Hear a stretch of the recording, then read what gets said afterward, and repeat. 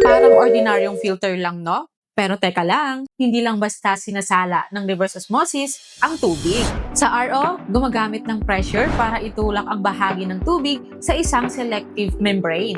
Selective membrane ang technical term. Simple lang, pinapadaan nito ang tubig habang maraming dissolved salts at ibang contaminants ay naiiwan sa concentrated water. Kaya may dalawang labasan, may treated water at may concentrated o reject water. Hindi rin ibig sabihin na RO lang ang sagot sa kalawang, putik, mabahong tubig, at clogged shower. Kadalasan, kailangan muna ng tamang pre-treatment. Parang may VIP entrance, hindi lahat pwedeng dumaan. Nagets nyo ba?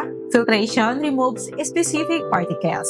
RO targets many dissolved substance. Disinfection controls microorganisms at testing ang nagko-confirm ng final water quality. Ang interesting ng tubig, no? Pressure lang, membrane, tapos may separation lang nangyayari. Ako nga pala ang inyong curious water content creator, Ralph from Aquatic here.